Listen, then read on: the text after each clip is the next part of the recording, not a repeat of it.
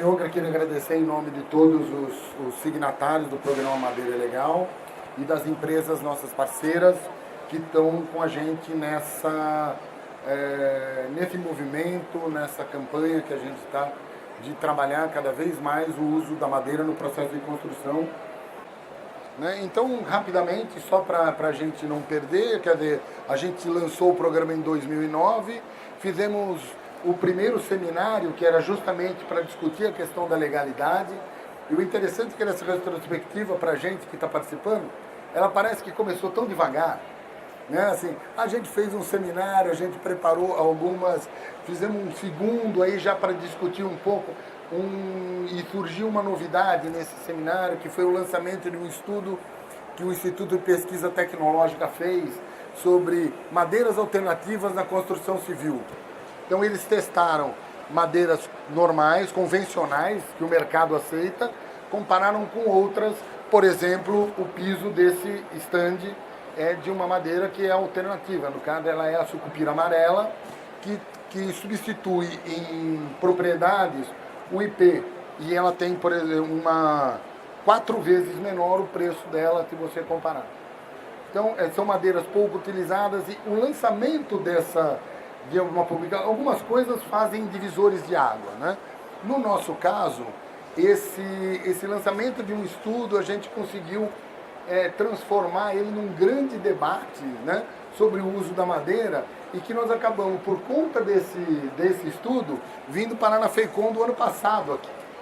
Então, o ano passado a gente lançou esse estudo, mais um material do FSC, em forma de um totem que as pessoas tocavam, podiam gravar os materiais. Esse foi um divisor de águas. Com isso nós conseguimos capacitar quase 300 pessoas em prefeituras e além do pessoal da construção civil via Sinduscom. Foi realmente um divisor. A partir daí a gente conseguiu participar do GBC, aí nós já tínhamos no GBC um estudo que a gente fez com os escritórios de arquitetura do Brasil.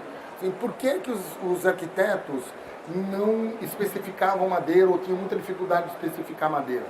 Então a ASBEA, que é a Associação Brasileira dos Escritórios de Arquitetura, junto com a gente, nós preparamos um questionário, passamos para os escritórios e conseguimos ter respostas muito interessantes que começaram a nortear, como se fosse um vento na vela, assim, Aí a velocidade do programa começou a ir mais depressa, que a gente começou Não, as pessoas têm curiosidade, É tão curioso que quem entra aqui normalmente já vem dar uma palpada, olha, segura.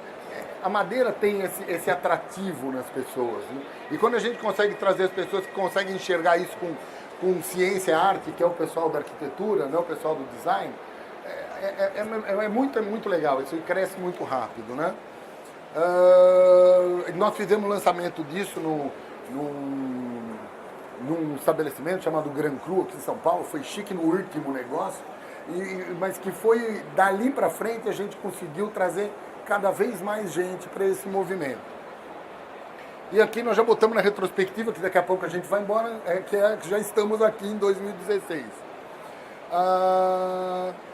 Quem tiver por aí e não pegou ainda, esse QR Codezinho que está aqui, vocês conseguem, com o leitor de QR Code do telefone celular, abaixar todas as publicações que nós fizemos nesses anos todos.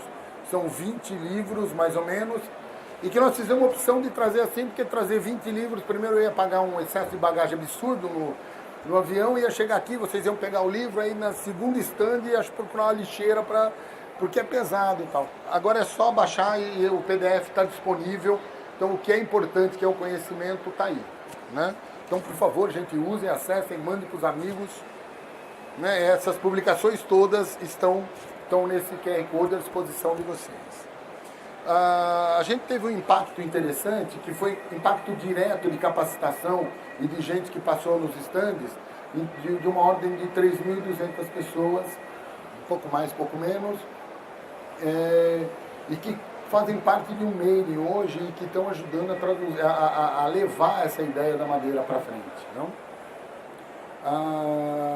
E aqui foi uma coisa que para a gente foi muito legal, que foi uma mensagem do Alexandre, que é o diretor aqui da FEICOM. Eu não vou ler, porque eu acho que vou deixar um pouquinho aí para vocês darem uma lida, mas que encheu muito a gente de orgulho da importância que o diretor da FECOM deu para um tema que até há pouco tempo ele era marginal, né? Que se pensava em madeira na construção civil só para encher de concreto dentro e depois virar resíduo. E hoje a gente está com uma ideia um pouco maior do que isso e que teve o reconhecimento. A gente faz aqui o agradecimento em público do programa para o nosso querido Alexandre. Aqui rapidamente, só para a gente, já que nós pagamos uma fortuna de fotógrafo, o pessoal que filma, né? Então vamos dar uma passadinha nas imagens. Esse aqui foram alguns debates, o lançamento,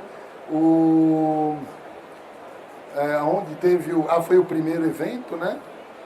Os documentos todos que estavam lá, a FECOM do ano passado, esse era o nosso totem interativo, era um orgulho do stand, mas como toda coisa eletrônica quebrou um minuto antes de eu vir para cá, ele ficou lá em Brasília. Era bem menorzinho, né? A gente conseguiu trazer bastante gente nesse stand e a gente começou nesse lugar uma discussão sobre rastreabilidade de madeira. A gente está falando de legalidade, mas para poder resolver, veja, eu estou falando de madeira de um formato geral, madeira nativa, que é manejada. Eu vou passar um videozinho pequeno aqui, para vocês terem uma ideia do que eu estou falando. Madeira tropical, manejada, ela é importante porque é o principal ativo econômico da Amazônia.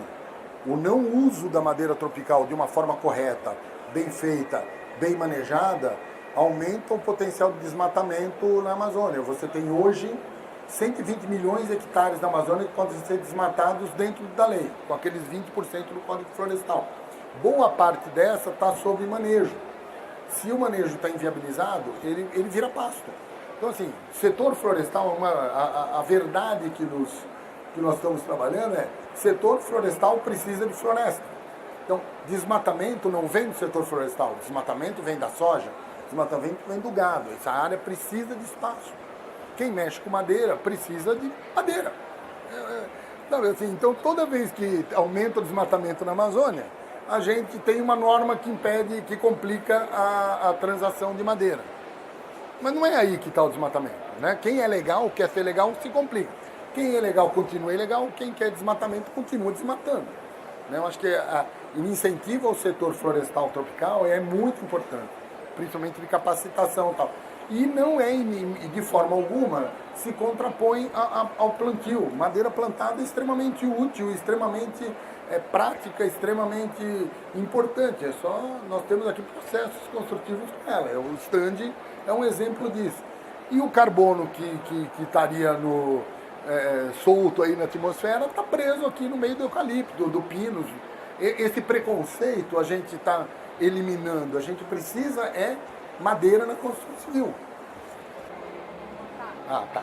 Então você vai ter aquilo que a gente chama de plano de manejo. A gente faz um inventário a 100% das espécies, mantém 15% de cada espécie como porta-semente, acima de 40 centímetros a gente corta todos os indivíduos.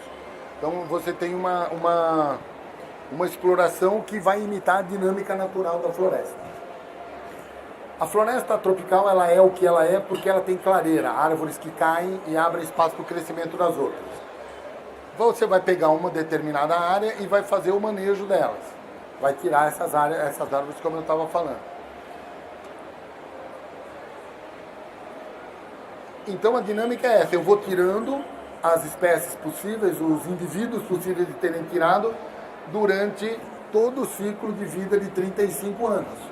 Então, a cada ano você vai tirando os indivíduos e lá no fundo eles vão voltando, porque você tem uma clareira, ela cresce, essa madeira que é tirada não vai cair, não vai apodrecer, não vai devolver o carbono em forma de metano para a atmosfera e a gente consegue ir mobilizando a madeira em forma imobilizando o carbono em forma de madeira. Após 35 anos você volta para a mesma área e repete o procedimento a partir de um outro novo plano operativo lá. Ela tem... Por que a gente trabalha com madeira responsável? Que é aquilo que eu falei para vocês. Não me interessa madeira legal, nem de corte raso. Não me interessa madeira ilegal, me interessa madeira certificada e me interessa madeira de origem conhecida, que a gente chama de madeira responsável. A gente tem mais sustentabilidade, a gente consegue reduzir a poluição, que é através da absorção de carbono. Então, o começo desse vídeo tinha uma pergunta que dizia o seguinte: usar madeira destrói a Amazônia? Usar madeira nativa? Não, não destrói a Amazônia. Ela contribui para um desenvolvimento sustentável se for feito dessa forma, né? Então, gente, é a partir desse tipo de madeira, que é isso que nós estamos falando em matéria de madeira tropical. Por outro lado, existe um espaço imenso para fazer recuperação de área, ocupação de área que não é utilizada para agricultura, com reflorestamento, com plantio de espécies que são rápidas, econômicas. Não existe uma... enquanto a gente fica assim... Teve um momento onde tinha um debate de nativa e plantada. Esse debate tem que acabar. É madeira, a gente tem que ter na legalidade e na responsabilidade os dois tipos, não é? Então, de novo, acho que a pergunta é por que construir em madeira. Eu vou... Como a minha garganta já não está dando mais bola, e a Alessandra é muito mais interessante que eu, porque ela é do ramo, eu sou engenheiro florestal, né? Ela é arquiteta, eu acho que ela pode fazer isso de uma forma um pouco mais interessante. Agora, vocês vão ver o que é possível fazer com madeira. Eu acho que essa parte é muito legal, porque provavelmente uma boa parte de vocês não vai ver o que ela não viu ainda, o que ela tem para mostrar. Vou voltar aqui um pouquinho. Bom, o Ricardo já introduziu um pouco a história do manejo, né, que é super importante. A gente sempre frisa, a gente aqui do programa, que a gente não está falando de qualquer madeira, a gente está falando da madeira de origem responsável. Então, é importante destacar essa primeira parte aí que o Ricardo fez, é fundamental para saber que a gente está falando daquela madeira que vem de uma extração sustentável. E aí, pegando o gancho da palavra da vez, né, sustentabilidade, nem sempre está muito claro para a gente que é do setor, né, quem é arquiteto, construtor, designer, o que a gente tem a ver com as mudanças climáticas, em que medida a gente tem a ver com sustentabilidade, a gente do setor, né, qual que é o nosso papel, qual que é o nosso impacto. Então a gente, continuidade aqui seguindo a lógica do Ricardo, a pergunta que vem é: por que construir em madeira? A madeira... voltando um pouquinho antes, hoje a gente vive uma situação aí de aquecimento global. Isso já vem sendo, não é nem de hoje, né? Isso já vem sendo discutido nas conferências mundiais, nos protocolos desde a Rio 92. A gente sabe que existe aquecimento global, a gente sabe que o nosso caminho deve ser por energias alternativas, por tecnologias alternativas. Então, para a gente que é do setor, algumas coisas já estão muito claras, né? Energia eólica, energia solar, diminuir o uso de recursos, né? De recursos naturais, água, diminuir o número de energia. Isso está meio claro para a gente. O que a gente não sabe ou não percebe muito no nosso dia a dia é que o setor da construção tem um impacto forte nessas questões do aquecimento global, porque se a gente analisa a cadeia produtiva como um todo, né, e aí quando a gente fala da construção civil, não é só o edifício que está lá em si ou o canteiro de obras, né? Você tem que considerar como é que a gente chega naquele canteiro de obras, né? Existe toda uma atividade de extração de minério, uma atividade de transporte de material para chegar no edifício, depois os processos produtivos dos materiais que a gente aplica nos edifícios, eles são processos que emitem gases de efeito estufa, são processos contaminantes, processos de queima. Então, se você avaliar o ciclo completo, desde a extração de minério, passando pela edificação em si, até o final da vida útil daquele edifício, né? O edifício vai durar 20, 30, 40, 50, 60 anos, o impacto que a nossa atividade tem pode chegar a 47% das emissões de gases de efeito estufa. Então, a gente do setor da construção tem sim um papel forte aí em começar a buscar tecnologias limpas, né? A gente precisa evoluir. Não é que da noite para o dia a gente vai abandonar todas as tecnologias que a gente tinha ou renegar esse ou aquele material, mas a gente tem que ser mais consciente nas nossas decisões de projeto, nas nossas decisões de obra, né? E o que é sustentabilidade? Para muitos profissionais, isso ainda está um pouco etéreo, assim, um pouco empírico. O que é sustentabilidade? A gente vê, esse produto é sustentável, aquele não é, esse é verde, esse não. Quais são os princípios básicos? Bom, primeira coisa, é interessante a gente partir para matérias-primas renováveis, né? A gente já faz isso em termos de tecnologias, a nossa matriz energética do Brasil hoje já é hidrelétrica, né? Já é base de água, existem investimentos do país para os parques eólicos e tal, mas no nosso setor a gente precisa partir um pouco para usar as matérias-primas renováveis. A gente precisa ser mais eficiente no uso de recursos naturais. Aqui nessa feira mesmo, na Ilha da Sustentabilidade, a gente vê já que os produtos estão evoluindo para consumir menos água, consumir menos energia, né? A iluminação a gente já tem aí LED, até a iluminação fluorescente você já tem um melhor desempenho. Toda a indústria está se movimentando para ser mais eficiente nesse sentido. A gente usar menos recurso e ter um melhor resultado. Além da eficiência dos recursos naturais, a gente deve privilegiar materiais atóxicos, né? Quando a gente fala dos químicos, por exemplo, os químicos avançaram tanto, né? Antes você utilizava uma pintura epóxi, não conseguia entrar no ambiente, ficava muito forte o cheiro. Hoje você já tem várias alternativas de produtos químicos à base de água ou com baixos compostos orgânicos voláteis, né? Que são aquelas substâncias que ficam lá depois que a gente faz o processo de pintura ou de impermeabilização, que são tóxicos. Hoje você já tem vários produtos à base de água ou vários produtos inorgânicos. Então, são opções, e nem sempre eles custam mais. Já existem várias alternativas que conseguem competir com o valor de mercado. Outras, talvez você tenha um investimento inicial maior, mas elas te dão um retorno depois na obra melhor.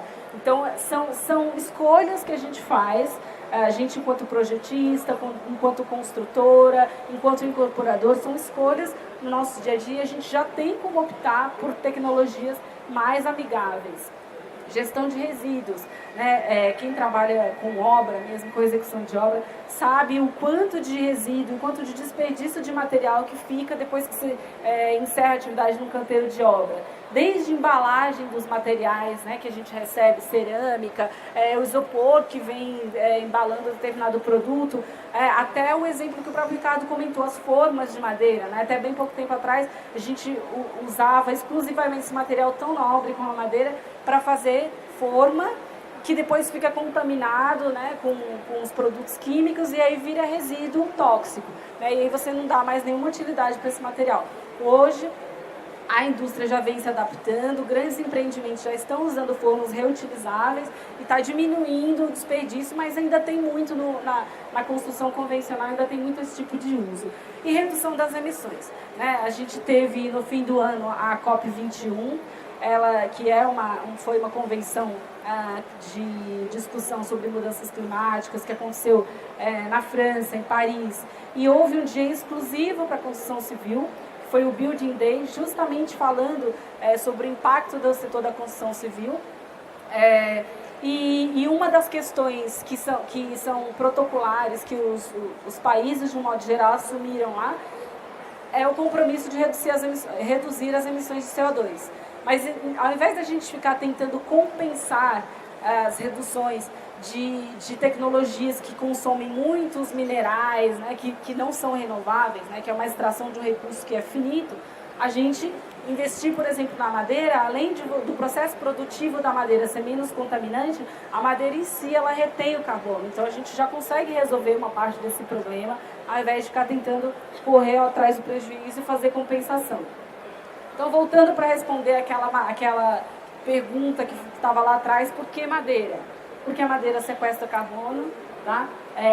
Isso aí é uma estimativa de que para isso com uma madeira de densidade mais baixa, esse dado é um dado de madeira americana, mas dá para fazer uma comparação similar. Para cada 1 metro cúbico de madeira, você teria 1 tonelada de CO2 aí sequestrada. A madeira é renovável, como o Ricardo mesmo mostrou. Se você pega um projeto de plano de manejo, se você faz a extração dessa madeira corretamente, né, o uso sustentável dessa madeira, você consegue preservar não só a floresta, a árvore em si, como toda a biodiversidade que está na floresta, fauna, flora, o potencial hidrológico. Então, existem muitos benefícios da gente preservar a floresta e conservar a floresta e fazer um uso sustentável dessa floresta.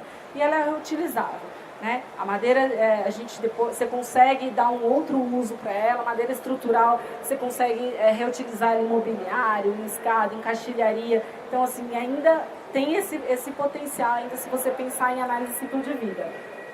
E ainda a madeira versátil, né? Aqui nesse stand mesmo a gente viu diferentes aplicações. Você tem uma aplicação para piso, você tem aplicação estrutural, e dentro do estrutural você tem para grandes vãos, tem sistemas construtivos que geram agilidade, que podem ter o acabamento convencional, você tem a madeira aparente, enfim, a madeira é muito versátil, a gente pode aplicar de diferentes maneiras. E agora eu vou entrar aqui em grandes obras, porque o que a gente percebeu com essas pesquisas que a gente vem fazendo aí ao longo desde 2009, são 7 anos, né? Consultando o setor, escutando o pessoal das BEA, o que a gente percebeu é que existia uma visão assim, muito restrita. Ou a madeira para uma casinha, um barraquinho, então não é nobre, porque faz uma casa muito simples, ou a madeira para uma grande mansão luxuosa, feita em madeira maciça. E muito restrito. E as pessoas, mas dá para construir madeira? Dá para construir, dá para fazer grandes obras, dá para fazer grandes vãos. E a gente precisa avançar, a gente precisa de inovação tecnológica aqui no Brasil, porque fora do país isso já vem sendo feito há muitos anos. Se você pensar em países nórdicos, países da Europa e Finlândia, Áustria, eles já têm muita tecnologia em madeira. O material, a tecnologia construtiva básica deles é madeira. Canadá e Estados Unidos também têm usado muito, e vocês vão ver o potencial desse material, né? Essa tecnologia laminada colada que a gente tem aqui também, esse aqui é laminada colada, e vocês vão ver no mundo aqui alguns exemplos de grandes obras. Esse aqui é o Centro Pompidou. Quem conhece o Pompidou é um museu, tem em Paris. Esse aqui é a sede de Metz, na França. Ele é feito com essa tecnologia aqui da laminada colada, né? Você vê, é um projeto super contemporâneo, é um grande vão, é a madeira aplicada de uma outra maneira totalmente diferente do que a gente está acostumado aqui. E o desenvolvimento tecnológico, né? O avanço tecnológico. Né? A gente não precisa ficar restrito no uso convencional da madeira. Né? Existe muita potencialidade aí onde a gente pode chegar se a gente investir em conhecimento, em pesquisa, né? E se arriscar a usar o material, todo o potencial que esse material tem. Esse aqui é o Metropol para o Sol, ele é em Sevilha, ele tem uma área de convivência, ele tem um espaço de eventos, ele tem restaurante, é como se fosse um espaço cultural, também todo feito em madeira, é uma obra belíssima. Se não me engano, essa aí é a maior construída em madeira no mundo, fica em Sevilha, na Espanha. Esse aqui é o Victoria Leisure Center, esse aqui é um exemplo de uma reforma, né, de uma ampliação. Você tem uma tipologia, a tipologia original é totalmente diferente, mas você consegue acoplar sem grandes esforços, sem muita complicação para juntar uma tecnologia na outra, consegue utilizar a madeira e mais, numa situação inusitada, né? A gente pensa em a cobertura de uma piscina, um ambiente com muita umidade, mas a gente já tem tecnologia para conseguir aplicar a madeira num ambiente como esse.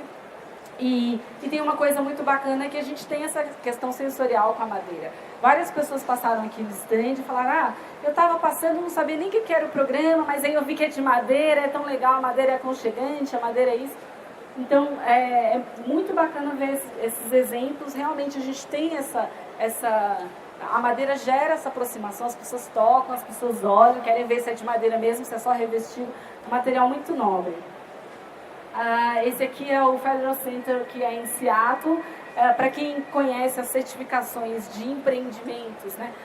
Hoje se fala muito nos edifícios de alto desempenho, tem as certificações, são os selos de qualidade, de gestão do processo de obra. Você tem vários selos internacionais e nacionais. Aqui no Brasil a gente tem o ACOS, nos Estados Unidos tem o LEED, tem o GREEN, enfim, são várias certificações. Esse aqui especificamente é um LEED em Seattle.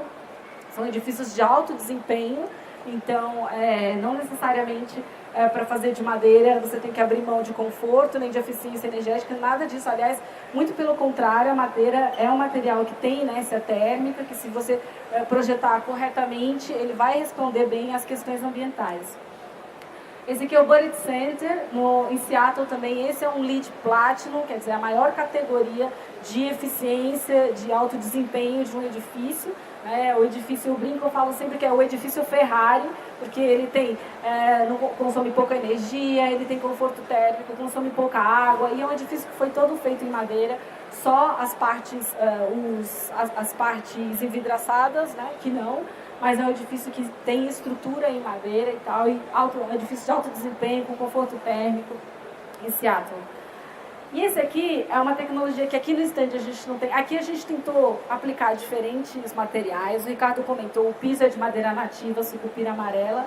A estrutura é de laminada colada. Aqui no stand foi executada pela ITA Construtora, que tem muito know-how nessa parte. E a laminada colada é uma tecnologia top, de ponta. Até o Max que eu mostrei antes, ou o Centro Pompidou que eu mostrei antes, é nessa tecnologia. E essa aqui é uma outra tecnologia que é o CLT, o Cross Laminated Timber, que a lâmina, as lâminas de madeira, elas vão sendo coladas com a fibra cruzada. Com isso você consegue muito mais resistência. Então vocês vão ver, esse é um edifício todo em madeira, eles começam a construção pelo core do edifício, né, pela parte de caixa de escada e elevador. E depois vocês podem ver que a laje, ela não tem subdivisão, né, você não precisa seguir o vigamento do baldrame, né, com uma disposição fixa. Você pode ter a laje livre, eles começam pelo core, vão subindo as lajes, depois vai fazendo só o fechamento, você fica com a planta livre. Esse edifício é um edifício, se não me engano, de 8 a 10 pavimentos. No Canadá já tem... Obrigada. No Canadá já tem edifícios sendo construídos de 20, 30 pavimentos, todo nessa tecnologia. Para vocês verem, às vezes as pessoas perguntam, mas dá para construir em madeira, fazer com a estrutura mesmo? Não, mas isso não é de madeira. Não, é de madeira, é tecnologia. É isso que a gente precisa investir aqui no país, em tecnologia desse tipo de material, que é um material renovável e um material do qual a gente dispõe muito. A gente tem uma floresta. Cada plano de manejo tem o quê? Em torno de 30 espécies dentro de um plano. E a gente usa o quê? 7 hoje, não é isso? 7, 8 são os que têm valor comercial, porque as pessoas simplesmente desconhecem. Né? Então a gente tem todo um potencial, toda uma biodiversidade, e a gente fica importando tecnologia, importando material. A gente tem que insistir no nosso material, no nosso know-how, na capacitação dos nossos profissionais.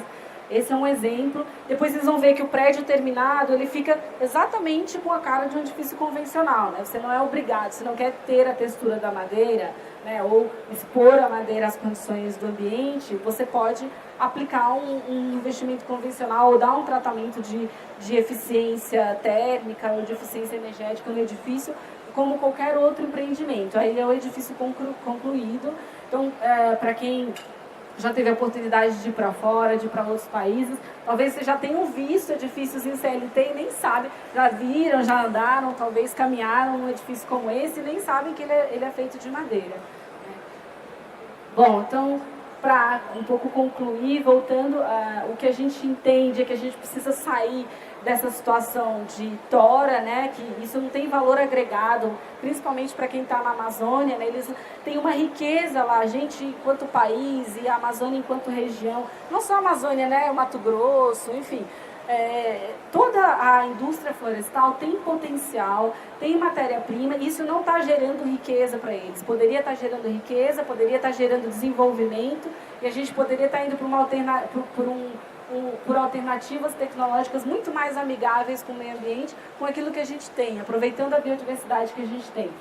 Então a gente precisa dar esse salto, né, sair do convencional, da madeira em tora, e passar para a inovação e industrialização. Com relação às questões de legalidade, o programa tem um compromisso de seguir batalhando por isso, né? A gente continua ali muito próximo das entidades que trabalham aí com isso, cobrando do IBAMA o que tem de avanço com relação à DOF, com relação a cadastro rural, e a gente vem batalhando para melhorar as condições de legalidade, e o que a gente orienta é sempre isso, quando o processo de compra, você consumidor, você projetista, solicitar ao teu fornecedor um documento que comprove a origem da madeira, um documento que comprove a rastreabilidade da madeira, ou comprar a madeira FSC, que tem valor agregado, porque tem uma série de questões, não só do processo de extração da madeira em si, como de responsabilidade social, tudo isso está envolvido dentro do processo de extração num plano de manejo certificado. Aqui, como eu mostrei vários exemplos fora do Brasil, a gente colocou alguns exemplos que ainda são incipientes aqui no Brasil, mas que a gente tem profissionais que estão trabalhando nisso. Isso aqui foi uma alternativa do Sérgio Santos, que é um arquiteto de Manaus, que ele fez questão de dar uma alternativa à madeira para residências provisórias ou para residências populares. Ela é um material super adequado, porque você tem agilidade, você consegue rapidamente, em situações de catástrofes, né, em situações que você tem um terremoto, você precisa rapidamente mobilizar as pessoas, você consegue fazer acampamento, você consegue fazer casa. O Sérgio Santos, ele assumiu um compromisso de que ele ia melhorar as casas que eram fornecidas pelo INCRA para essas comunidades aí em Manaus. Então ele passou daquela casinha ali, que era a casinha que o INCRA fornecia, para essa casa de madeira com condições muito mais dignas para as pessoas que estavam ali na comunidade. A gente faz questão de mostrar porque ele realmente vestiu a camisa e está fazendo aplicações. Isso aqui é um exemplo no Brasil. Aqui, esse projeto é no Parque Vila Lobos.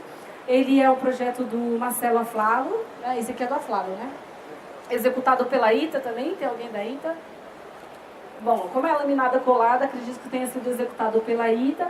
Ele é um espaço também de convivência. Está aqui dentro da biblioteca do Parque Vila Lobos. Está lá para vocês verem, é uma estrutura super bonita. Esse aqui é o Centro de Eventos em Iporanga, que foi feito pela ITA Construtora também. Vocês podem ver que é um vão grande, né? Uma peça super delgada, bonita, né? Você vê que tem tecnologia aí. Está feito, tem até a maquete dele aqui, está lá em Iporanga, é uma obra muito bonita, é uma maneira muito inteligente de usar o material. Tem os cuidados, respeita a tecnologia, você vê, tem os cuidados, o beiral sobra um pouquinho para evitar a umidade nas vigas, as colunas elas estão afastadas por uma sapatinha de concreto justamente para não acumular água, enfim. A gente precisa aprender a dominar a tecnologia. Engenheiros e arquitetos aprendem muito pouco sobre madeira na universidade, e a gente fica achando que o material dá muita manutenção, não, a gente não sabe usar adequadamente, a gente precisa estudar mais, se aperfeiçoar, porque o material tem um potencial enorme, a gente só precisa entender como no projeto a gente já prevê essas questões para poder dar longa vida a esses materiais, a essas obras. Só lembrando que grandes obras do Oriente, né, grandes templos, datam aí de 200, 300, 400 anos e estão lá no Oriente, no Japão. Tem lá o templo mais antigo, eu não lembro o ano dele, mas assim, você vê que o templo está intacto porque eles dominam a tecnologia, souberam fazer o projeto corretamente e está lá funcionando perfeitamente. Mais uma foto aí do Centro de Eventos de Iporanga. Esse aqui é uma capela no Rio de Janeiro. A mesma capela. Uma residência em Ubatuba. A gente vê esses projetos, né? E a gente vê que um bom projeto, dominar a tecnologia, saber usar a linguagem correta daquela tecnologia, muda tudo, né? Como fica nobre um projeto como esse, que talvez se fosse a mesma planta, ou mesmo feito numa outra tecnologia, não tivesse essa nobreza, né? Como tem um projeto como esse. Bom, esses eram os exemplos que a gente queria mostrar para vocês. Se vocês tiverem alguma dúvida e quiser perguntar para mim ou para o Ricardo, fica à vontade. E a gente espera que esse stand, esse trabalho tenha dado um gostinho aí para vocês buscarem mais, quem é estudante, quem trabalha na área, se atrever a descobrir um pouco mais sobre tecnologia e disseminar aí essa proposta nossa da madeira como um material do futuro.